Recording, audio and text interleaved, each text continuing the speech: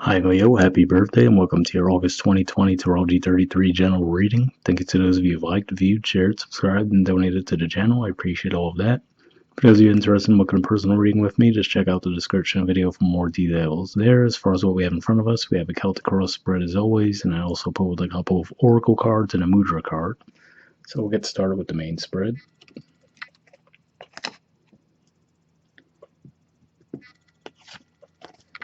Main situation position, we have the Seven of Cups. So this could just be saying that you might have been in a bit of a mental fog lately. Not too surprising, we did have Mercury going retrograde through your 12th house, and even though it is direct now, it's still in its shadow. And just in general, having Mercury moving through your 12th house could lead to a bit of a feeling of mental fog, a little bit of confusion. The sun will be moving into your sign in a couple of days, so that will definitely help. But yeah, that's what I see here. Just some confusion, feeling like you're not seeing all the details around something. Maybe there's a lot of options around you and you're not quite sure which way to go. I feel like this is a theme a lot of people have been feeling in 2020, quite frankly, but it seems to be your focus, at least as of right now. In the challenger obstacle position, we have the Hermit, the Nine of Wands, and the Chariot. So what I'm getting here is actually I get a feeling of a blow to the ego, and could be around finances for some of you, given that this is Virgo energy, and for you guys, Virgo does represent your second house of finances. The reason I say a blow to the ego, though, is primarily this card here, the Nine of Wands, which is Sagittarius energy, which for you guys is your fifth house.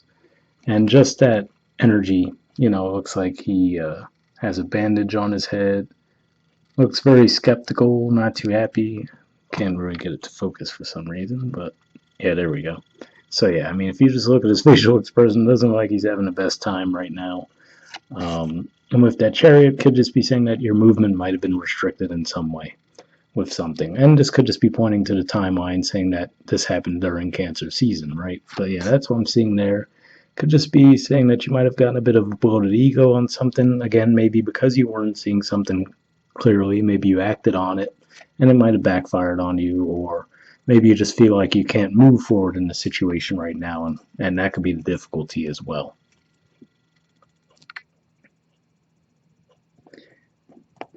In the foundation position, we have the Page of Swords and the Seven of Wands. So this is actually Leo energy here, represents the last 10 degrees, so if that's your Leo placement, this might resonate with you a bit more. But yeah, seeing the Page of Swords here, again, I'm getting that feeling of like a bit of shyness. Like I said, maybe there was some kind of bloated ego that you guys might have taken, and now you might be reluctant to speak to someone because of that. With this energy, though, this usually does represent being able to stand up for yourself successfully. So again, if there was some kind of a misunderstanding that might have come up, maybe this is saying here with that Page of Swords and the Seven of Wands, if you do need to stand up for yourself to clear the air around some situation, looks like you would be successful in doing so, but it looks like you just might be a little reluctant to do it just yet. And this might be communication via social media, because what I always point out to people when I get this card is that those trees in the background kind of remind me of the logo from Facebook, so could definitely be some social media communication between you and someone else. In the past position, we have the Star, which is the major arcana card for Aquarius, the Magician, and the Eight of Swords. So this could just be saying that in the past, you might have been getting signs and signals as to what the right way was to actually go in a situation, and it could just be saying that you had the power to manifest that, but for whatever reason there was a lack of trust in that movement. And again, with this Eight of Swords energy here, which is technically Gemini energy, this makes me think back to the what we were talking about with the Mercury retrograde through your 12th house, where you might have been getting signs and signals, but you might not have been able to trust them because again, you might have been in that mental fog, not feeling ready and comfortable with moving forward.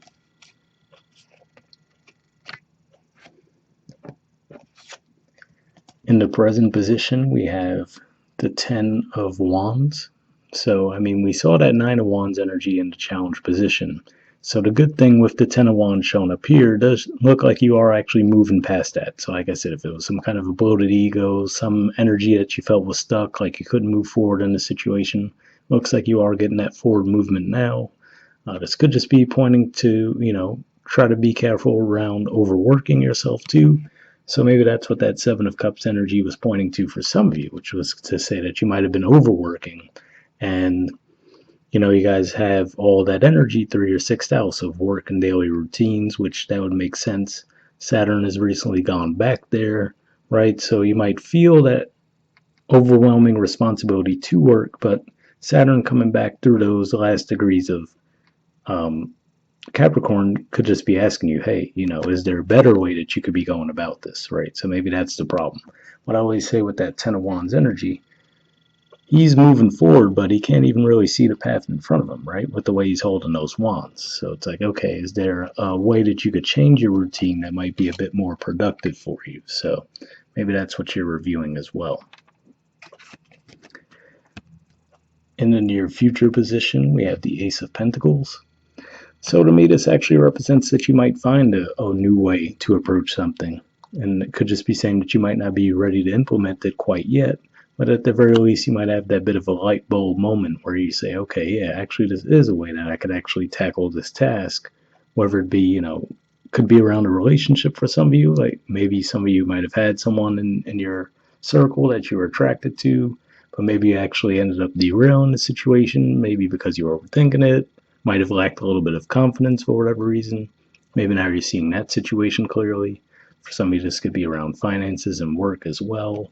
And with the Page of Pentacles showing up here on the bottom of the deck, to me it shows that you might feel like that, that situation's still just out of reach, but you're getting closer. And again, it could be primarily due to you guys having some kind of realization about how best to approach the situation.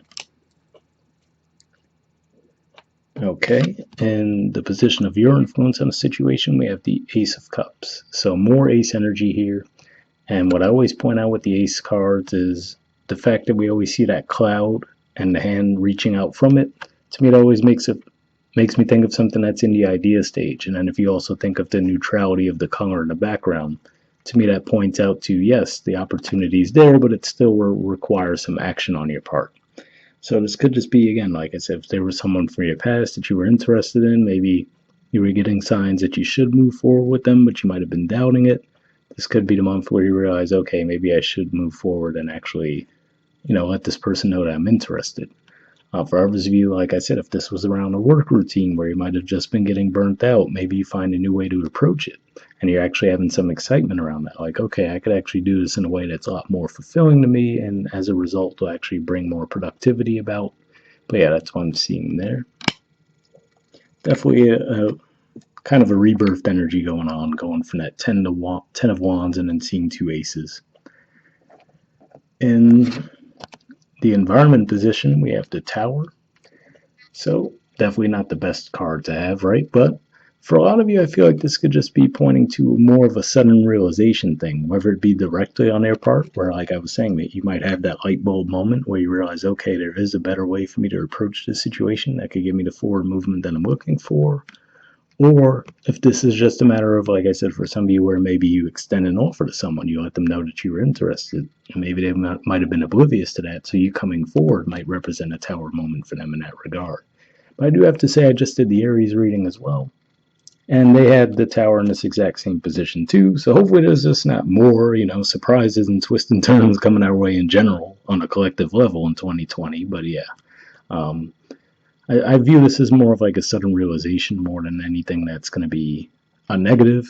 But if you're ever concerned about that, I always recommend to people when the Tower card comes up, just carry a little bit of black tourmaline with you. It's fairly inexpensive, and I find it's actually pretty good as a protection stone. All right. In the hopes or fears position, we have the Four of Wands. For most of you, I'm going to assume that this is definitely a hope, and this just represents that stability, that happiness, that expansion.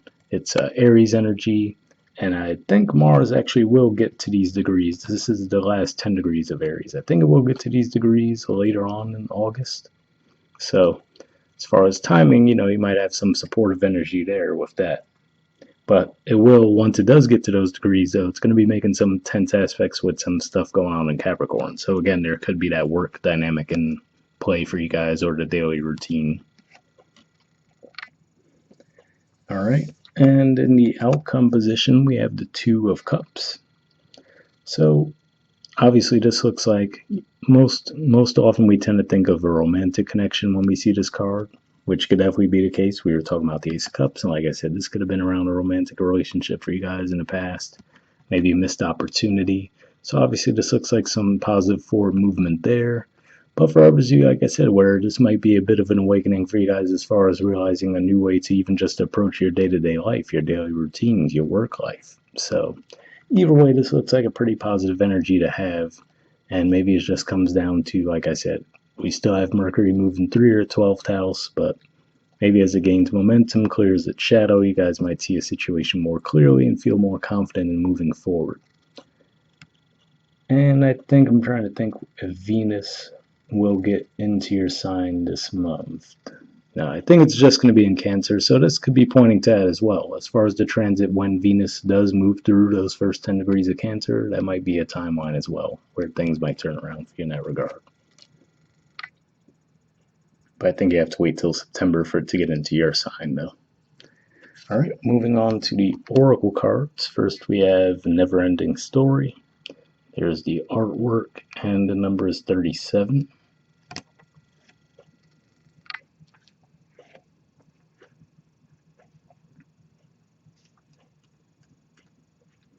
Okay, it says self-criticism, the wounded ego, unnecessary dramas. So yeah, well, definitely the wounded ego made me think of what I was saying there with that Nine of Wands energy.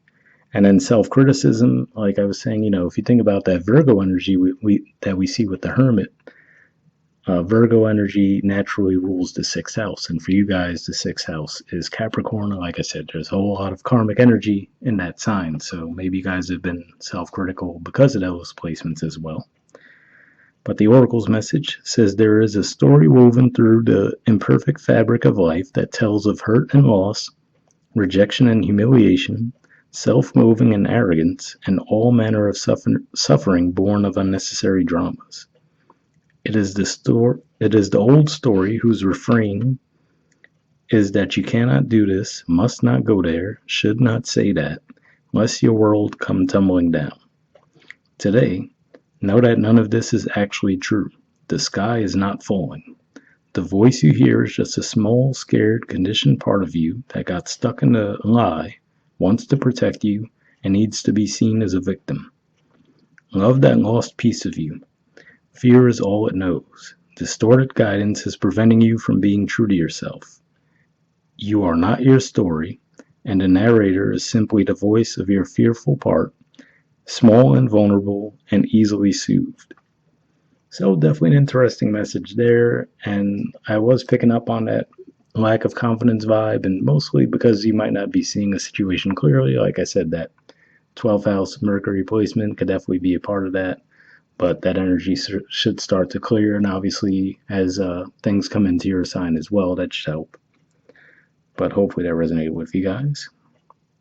The relationship message says sometimes your heart enters into a contract with another that results in pain, not because of abuse or neglect, but for other, more complex reasons. Shame, fear of intimacy, and low self-esteem are the greatest challenges to the success of a relationship. Consider how valuable this knowledge is, however. Right now, you have an opportunity for important healing, but you must reflect on the stories you weave about love, connection, abandonment, rejection, and loneliness. Not only do you need to begin a new story, you need to forgive yourself for telling yourself the old ones. Have compassion for the part of you that believes all those narratives. None of them were ever true anyway. So, definitely an interesting message there, and maybe this would be a totally new connection for you guys, but maybe that's just pointing to in the past where, you might have had that ability to draw love to yourselves, but maybe you weren't seeing that with the Eight of Swords energy there. So maybe that's saying that this was just around a confidence and self-esteem issue that you guys might have had in your past, and you might finally come to that realization and move forward from it this month. All right, the prosperity message says fear, envy, procrastination, greed, and the perception of victimhood could all be active in your life at this moment. Are you comparing yourself with others, thinking their success should be yours? Maybe you're afraid of all the good that is coming your way, so you step out of your lane, totally aware of what you're doing, but seemingly powerless to stop yourself. Are you back where you started, or in a situation that reminds you of past failures? Financial insecurity scaring you? You must learn to love yourself through missteps and sabotaging moments. Use criticism constructively right now. Better yet, stop telling this story altogether. Make up a new one.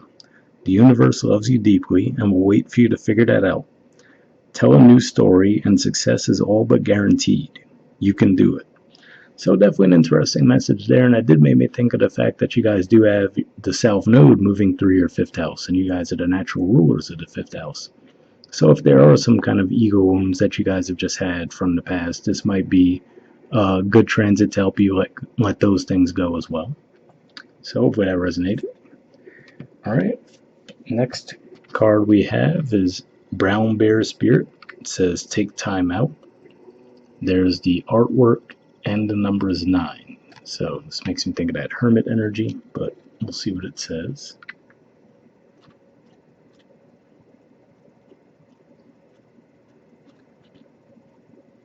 Okay, it says there is a time to act and a time to focus your attention on patient strategizing.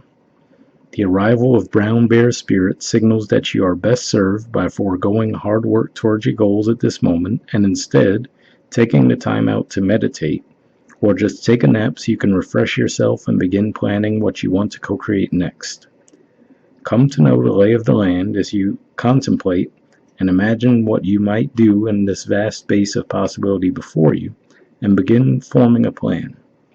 Remember, sleep allows for daydreaming and rest allows for clear-headed strategizing. How might you become the person you wish to be and experience whatever your heart desires? Insights will arise as you explore the possibilities and begin envisioning your plan. Knowing what you want will ensure you use your energy wisely in the days ahead. Be patient at this time. Relax and be calm and peaceful so you can recharge. The call for action will come later. So definitely an interesting message there, and it makes me think of the fact that obviously, like we said, the sun's going to be in your sign very soon, and then you have Mercury in your sign as well, which will obviously be helpful too. So maybe that's just pointing to what I was saying there with that 10 of Wands. We saw the 9 of Wands in the challenge position as well. And like I said, I was getting this feeling where you guys just might come to a realization of a better way to approach things. So maybe that's saying that, as Mercury does move into your sign, which would be, let me check that real quick. Right as we start the second week of August, pretty much. So it won't be long. So maybe by the time that transit starts for you guys, you actually see things more clearly and actually come to that realization and be able to take action on it. All right, so hopefully that resonated with you. And the last thing we have is a mudra. And the mudra you guys got for this month is the Surabhi mudra. There it is there. The keyword is generosity. Okay, there's the info on it if you wanted to pause it or take a screenshot. But under benefits, it says balances Vata dosha and awakens Manipura chakra, treats cough and bile disorders, improves memory, reduces inflammation, especially related to rheumatism, awakens empathy, gives insight into one's hidden gifts and talents, and how these can be used to benefit all beings, increases devotion and spiritual radiance. So if that sounds like something you think would be beneficial for you guys, I will put the name of the mudra in the description video as always. Once again, happy birthday. We'll wrap up there, and I'll see you guys next month. All right, bye.